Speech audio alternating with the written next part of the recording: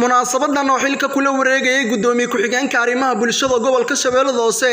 mudane Cabdullaahi Daahir ayaa waxa ka soo qayb galay mas'uuliyiin ka tirsan dawladda Soomaaliya iyo maamulka Koonfur Galbeed. munaasabadan xil wareejinta gudoomiye ku-xigeenka arrimaha bulshada gobolka Shabeellaha Hoose oo lagu qabtay deegaanka Tawakkal ayaa ugu horeen waxa ka hadlay qaar ka mid ah waxgaradka deegaanka. gogoshan xil wareejin waaye ninka la yiraahdo waxaadna moodaa qof tagayna ma xumo qof yimidna ninka la yiraahdo ma xumo laakiin waxaad moodaa deegaankan adoogiisi meesha ku maqnaa jiraba in alla soo aruurshay saakay ninka la yiraahdo oo xilka la wareegayo kolay ninka la yiraahdo waa la helay anigu da'da aan jiro xibintan oo ninkeedii heshay ninka la yiraahdo soo ma joogin laakiin haddana saastay tahay ilaahay waxa fiican dadka waa lagu dhibaa gadaala laga siiyaa markay ninka la yiraahdo ay jiraaq gaaraan waa reer mugaan waxaad u qabtaa inay reer ka cadeed laakiin saaka waa la soo noolaaday mariilkiina waa soo fadhiistay oo qodiisa uu shaaha ka cabay ninka la yiraahdo kii xoog lahayna waa sii xoogaabay gudoomiyaha cusub waxaan leenahay sidii dadka loo soo dhaweey jiray si ka bedelana lagu soo dhaweeyaa afar gacmoodoon isla taagna ma lihin laakiin labadan si fiican u taagnay soo dhawow waxaan u fadhinaa xaflad xal wareejin ah gudoomiyaha cusub gudoomiye Cabdullaahi Daahir Maxamed Sabriye Cabdullaahi waxaan leenahay gudoomiye soo dhawow xilka lagu magacaabay ee lagu wareejinayo Allah kula garab galo ilaahayna kuma ceebeeyo gudoomiye hore ee shaqada noo hayeen waa mahadsan yahay aad iyo aad ayuu una soo shaqeeyay waana ku amaanay intuu soo shaqeynayay adigana gudoomiyaha cusub waxaan leenahay xilka lagu dhiibay Allah kula garab galo ilaahayna kuma ceebeeyo inta joogto maanta xilka lagu wareejin rabo walaalkeena gudoomiye ku-xigeenka arrimaha bulshada Cabdullaahi asna sidoo kale dhammaan bulshada ka soo qayb gashay meeshan waxaa iskugu imaanay waa xafladda xil wareejinta ee uu wareejinayo asna gudoomiyaheena hore ee xilka hore u soo hayay walaalkeena Maxamuud Mire kollabo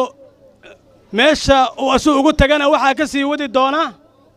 walaalkeena gudoomiye ku-xigeenka arrimaha bulshada cusub ee Cabdullaahi oo taariikhdiisa nin hal doora leegu sheegay shaqadiisana insha Allah ta'ala waa arki doonaa. sidoo kale waxa madashan ka hadlay gudoomiyaha degmada Afgooye iyo gudoomiye ku-xigeenka arrimaha bulshada gobolka Shabeellaha Hoose. maanta waxaan soo dhaweynaynaa gudoomiyaha cusub ee ku-xigeenka arrimaha bulshada gobolka Shabeellaha Hoose gudoomiye soo dhawow waxaan ku leenahay gacmo furan ku soo dhawow haddii aan u hadlo dhalinyarada gobolka maadaama gudoomiyihii arrimaha bulshada aad tahay gobolka dhalinyaradiisa waxa waaye waxay u heelan yihiin inaad soo booqatid degmooyinka kala duwan ee gobolka Shabeellaha Hoose gudoomiyihii hore waxaan u rajeynayaa insha Allah horumar bacda salaam waxaan leenahay wixii aad u timideen waa hesheen hawshii noo taalana ninka la yiraahdo farakama qodno meeshii oo uga tagay Maxamuud ayaan anaguna ka sii wadi doonaa gudoomiyihii naga horeeyay waxaan leenahay xilku waa qor isu dhiib maalinba nin baa haynaa anaguna ku ceebooba ilaahay nagama dhigo meeshii hadda oo nooga dhiibaan ka sii wadi doonaa wixii ilaahayna haleeshiyaan ka qaban doonaa waxaan rabnaa inaan hadalka aan in ku dheerayn rax kulayla la taagan yahay assalaamu calaykum waraxmatullaahi wabarakaatuh. ugu dambeyntii waxaa munaasabadan soo xiray gudoomiyaha gobolka Shabeellaha Hoose Maxamed Ibraahim Barre. salaanka bacdi waxaa isugu nimid meeshan xil wareejin laba nin oo ilma adeera oo loo kala wareejinayo xilka gudoomiye ku-xigeenka arrimaha bulshada ee gobolka Shabeellaha Hoose abtigay Maxamuud Mire oo gudoomiyaha hore u ahaa shaqo badan soo qabtay muddadii uu joogay xilkana sidiisa waxa waaye qoro isu dhiib maanta qofaa joogo barina qofaa joogo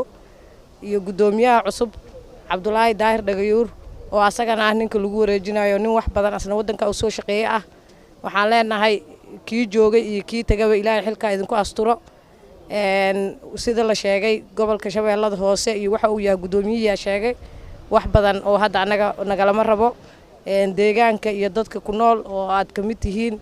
waxaa la rabaa kan joogo iyo kii tagay inay isku si u wada shaqaysiin inay isla shaqaysiin waxa loo sameeyay waxay tahay waa soo dhaweynta la soo dhaweynayo gudoomiye ku-xigeenka cusub ee arrimaha bulshada ee gobolka Shabeellada Hoose mudane Cabdullaahi Daahir sidoo kale waa xaflad lagu sagootinayo gudoomiye ku-xigeenkii hore saaxiibkeen nala soo shaqeeyay waqti badan nala soo joogay in saaxiibkeen Maxamuud Mire ayaan sidaas si lamida aan ku sagootineynaa saa ognahay in qofka marka xil loo magacaabo mar walbaba sunnada ama se wadada dhanka maamulka waxay tahay kala dambeynta in qofkaasi xilka sida shal loogu magacaabay oo kale looga qaadi karo marka ka qaadada xilka laga qaaday saaxiibkan cusub la keenay micnaheedu ma ahan in gaabis uu ka jiray dhanka Maxamuud Mire oo saaxiibkan hore ahaa gudoomiyihii hore ahaa sidaas si lamida wuxuu ahaa qof ka soo shaqeeyay deegaanka dadkiisa u soo adeegay u soo mar walbaba sidoo wax ugu qaban lahaa ka shaqeynayay laakiinse danta ayaa waxay keentay mar labaad in isbedel la keeno gobolkii oo uu gudoomiye ku-xigeen cusub uu noo yimaado Cabdullaahi Daahir aan rajeynayna asagana insha Allah meesha uu gaarsiiyay gudoomiyihii hore inuu asagana hore uga sii wadi doono gudoomiye waxaan ku leenahay ku soo dhawaa gobolka Shabeellada Hoose Jamaal Juwa telefishinka caalamiga S24 gobolka Shabeellada Hoose